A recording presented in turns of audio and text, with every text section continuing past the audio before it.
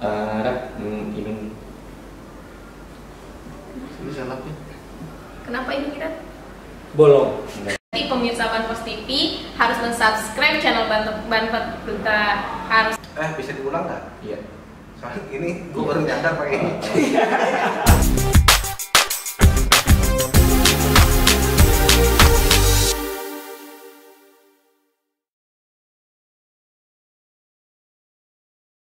Assalamualaikum warahmatullahi wabarakatuh. Kembali lagi bersama kami Banpos TV dalam program Banten Pos hari ini edisi Jumat 4 September 2020.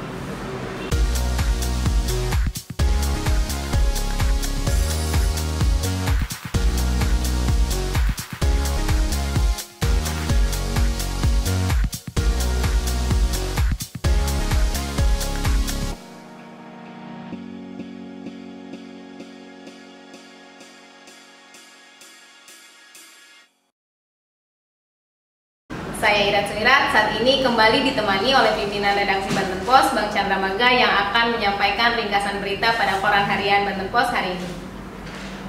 Bang Chandra, apa kabar Bang? Baik Irat apa kabarnya? Alhamdulillah baik juga nih Bang. Kemana aja nih Bang 2 hari Irat ditemaninya sama Bang Panji nih kemarin? Biasalah, menunaikan tugas negara. Oh, oke, siap. Berarti Abang 2 hari yang lalu sibuk nih Bang? Ya sibuk lah, namanya juga kita berusaha menyajikan informasi yang terbaik untuk masyarakat. Jadi harus terus menggali. Oke, sebelum lanjut, jangan lupa subscribe channel YouTube Banpos TV karena ada video-video menarik lainnya yang tayang pada channel YouTube ini. Nah, jangan lupa juga untuk like, komen, dan share video ini sebanyak-banyaknya supaya informasi yang kami sampaikan bisa tersebar lebih luas dan tentunya bermanfaat untuk masyarakat. Oke. Nih Bang, ada berita apa aja nih Bang yang mau diringkas hari ini? Berita pertama itu dari Kota Serang. Ada apa nih Bang di Kota Serang? Kota Serang ini terkait rencana pembangunan Masjid Agung di alun-alun Kota Serang. Oh, gimana tuh Bang rencananya? Jadi beberapa tahun lalu ketika masih wali kotanya Pak Hairul Jaman ya. Ada wacana untuk membangun Masjid Agung di alun-alun Kota Serang, dan waktu itu juga sempat terjadi prosesi peletakan batu pertama. Tapi ketika Pak Hairul Jaman ini diganti oleh Pak Safudin, rencana itu tidak berlanjut. Nah, ada kelompok masyarakat yang mendesak supaya pembangunan Masjid Agung itu direalisasikan di alun-alun. Oke, itu kan Serang Bang. Ya. Terus ada berita di mana lagi nih Bang? Berita selanjutnya ini kita ke kampungnya Irat ya. Di Pandeglang lagi? Pandeglang. Oke, mantap. Di Pandeglang ini banyak berita menariknya ya, beberapa hari terakhir ini. Ada apa nih Bang di Pandeglang hari ini? Hari ini tuh terkait sama dampak COVID kepada pelaku usaha mikro, kecil, dan menengah di Pandeglang ya. Pandeglang. Jadi kemarin itu kita beritakan ada 30.000 pelaku UMKM di Pandeglang yang mengajukan bantuan terkait dampak COVID-19 ini. Banyak juga ya Bang, sampai 30.000. Ya sangat banyak ya. Iya. Tapi sebenarnya kan pelaku ekonomi kerakyatan inilah justru pilar-pilar bangsa yang harus diselamatkan, karena sendi-sendi ekonomi bangsa itu ada di mereka. Oke, betul sekali itu Bang. Nah, itu kan adanya di halaman dalam. Kalau di halaman depan ada berita yang menarik apa nih Bang? Di depan itu ada beberapa berita menarik ya, tapi kita pilihkan salah satunya adalah tentang politisi di Provinsi Banten ini yang diduga terseret sebuah kasus ya. Kasus apa tuh? Kasus yang sedang diselidiki di Kejaksaan Tinggi Banten, yaitu kasus pengadaan lahan spot center. Wah, siapa tuh Bang politisinya? Nah, ini tersangkut adalah sudah beberapa kali dipanggil oleh kejaksaan ya, yaitu Ketua DPD Golkar Kabupaten Serang yang juga sekarang sebagai Wakil Ketua DPRD Provinsi Banten, yaitu Pak Fahmi Hakim. Itu orangnya. Jadi Pak Fahmi ini dinyatakan oleh Kejaksaan Tinggi saat ini masih berstatus sebagai saksi dan sudah beberapa kali dipanggil oleh kejaksaan untuk dimintai keterangan terkait pengadaan lahan spot center.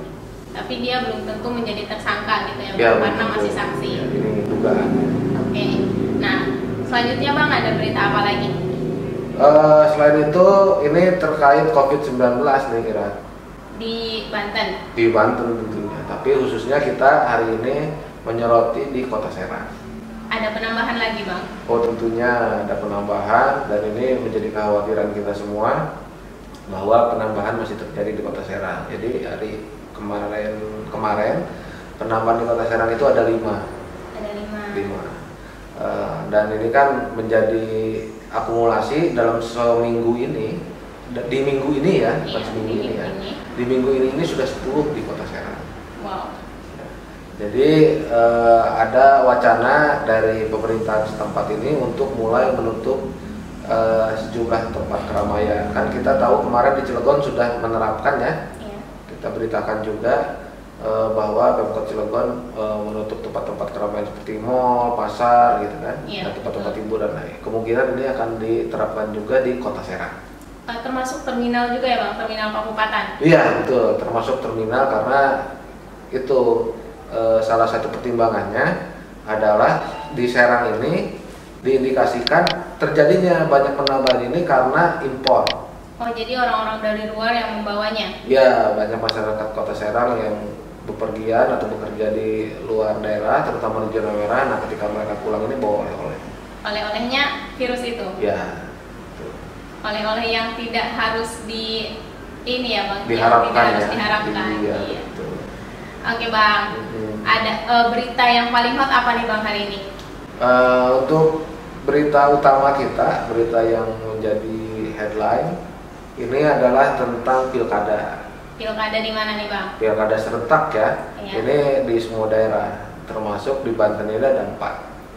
Ya. Di mana saja tuh Bang? Di Kota Tangerang Selatan, di Kota Cilegon, di Kabupaten Pandeglang dan Kabupaten Serang. Nah, dan hari ini adalah hari dimulainya tahapan pilkada itu. Berarti lagi hot-hotnya nih Bang? Iya betul, hari ini dimulai pendaftaran. Jadi bagaimana nih Bang skema pendaftaran di era new normal ini? Oh, ini kan masih COVID kita ya. Iya betul.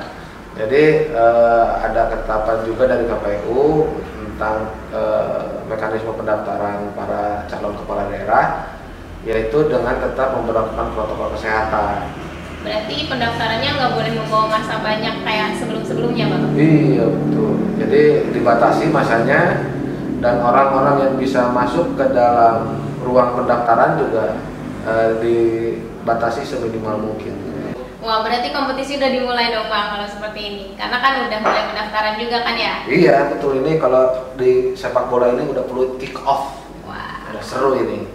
Nah, kita rencananya akan melakukan live streaming ya, siaran langsung melalui Banpos TV, proses pendaftaran para calon kepala daerah di beberapa daerah di Provinsi Banten. Nah, berarti untuk pemirsa setia Banpos TV supaya tidak tertinggal, maka harus mensubscribe channel Banpos TV supaya bisa melihat bagaimana tahapan pendaftaran pilkada di Banten ya Bang ya. Iya betul, dan lagi pula daripada pembatasan dibatasi masanya gitu kan, tidak bisa melihat pendaftaran, lebih aman kalau misalnya nonton live streaming itu. Betul, supaya tidak desak-desakan juga ya Bang ya. Supaya tidak bisa desakan kayak nonton Oma.